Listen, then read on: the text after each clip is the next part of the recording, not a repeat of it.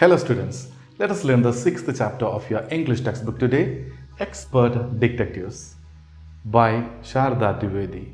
She was born in 1942 in Mumbai and she died on 6th February 2012. She was an Indian author, historian and researcher. She wrote several books on the history and culture of India, especially of Mumbai. Her most famous work was Bombay, the Cities Within. Unlike the previous classes, today you will be given the summary of the chapter, and after listening to the summary, you should read the chapter in your textbook and answer all the questions given under the heading Comprehension Check. Let's get into the summary of the chapter, Expert Detectives. This story is about two children, Maya and Nishad. They are siblings. Nishad is a 7-year-old boy.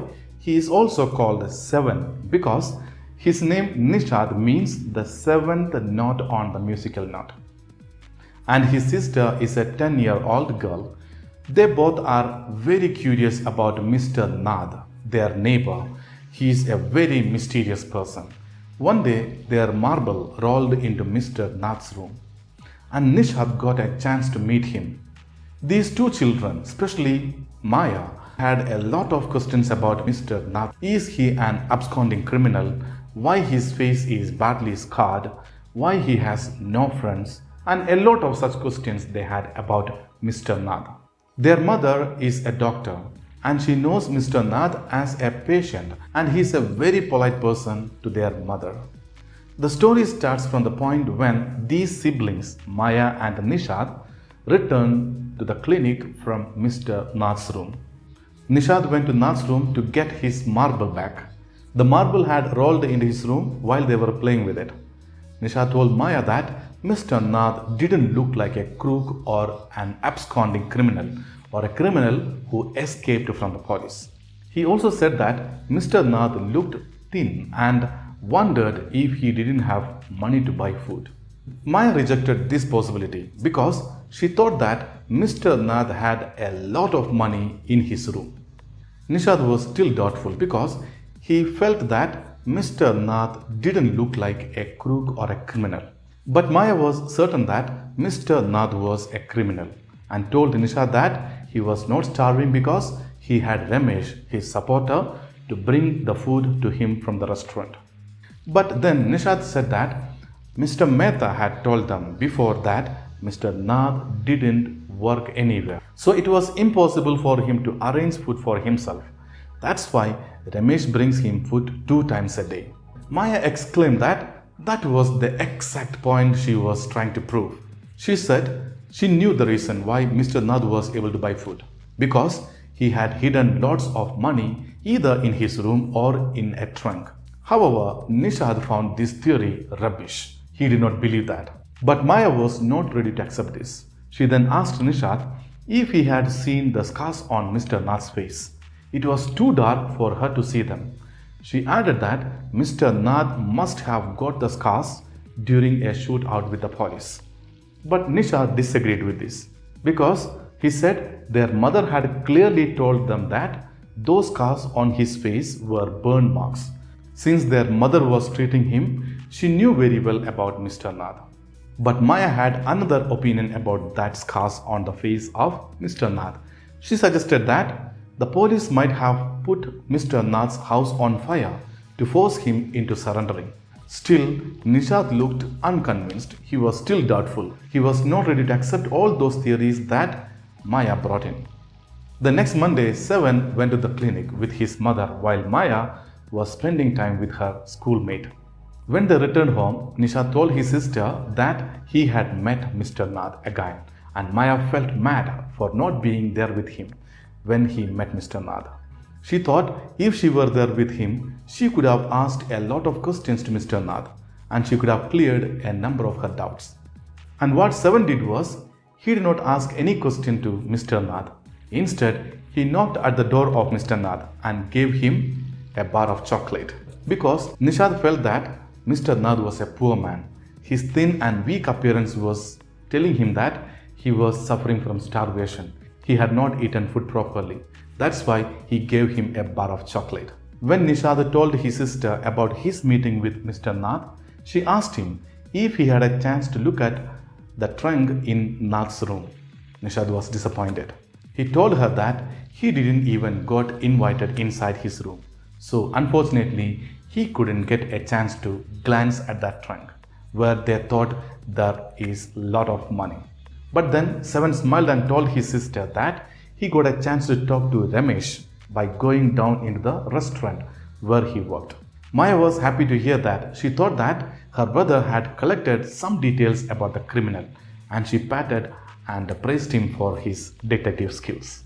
She thought that Nishad had questioned Ramesh properly. Seven told Maya everything he had learned about Mr. Nath. Ramesh informed him that he took 2 meals for Mr. Nath every morning and evening, and 2 cups of tea, one in the morning and the other in the afternoon. And what Ramesh told about Mr. Nath was that he was not particular about the food. He ate whatever he got. He would have 2 chapatis, some dal and a vegetable, and it was the same every day.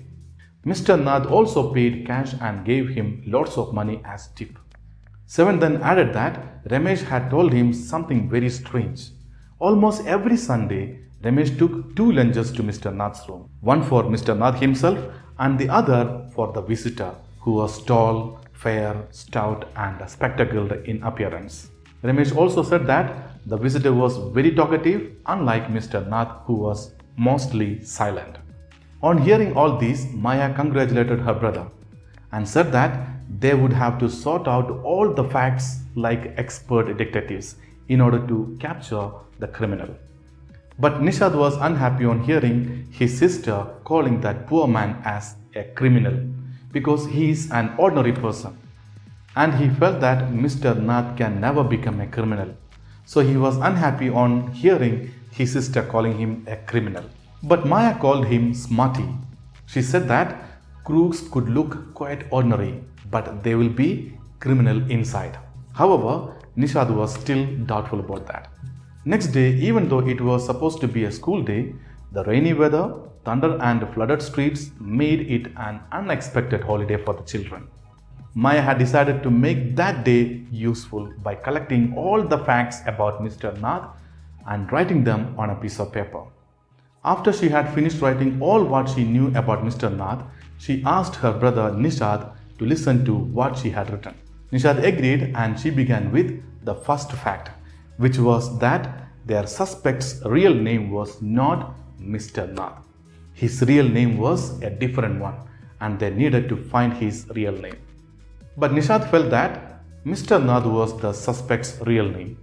But Maya explained that most crooks have a fake name and so did their suspect Mr. Nath as well. The second fact was that the tenants or the other people who stayed at the Shankar house said that their suspect was mad, strange and unfriendly. Here, Seven didn't agree with this statement because Mr. Nath did talk to him, and not just that, their mother said that Mr. Nath was a polite person. But Maya did not accept this. She said he talked to them politely only because he was under their mother's treatment. That's why he was behaving politely with these 2 children. The fourth fact was that he didn't receive any letters. And the fifth one was that he had been living in room 10 of Shankar house for more than a year. The sixth one was that he didn't work and sat in his room all day. And fact number 7 was that the kids and the grown-ups living in the Shankar house were afraid of him. The 8th one was that he had no visitors except the tall, fair, stout, spectacled man who used to visit him almost every Sunday.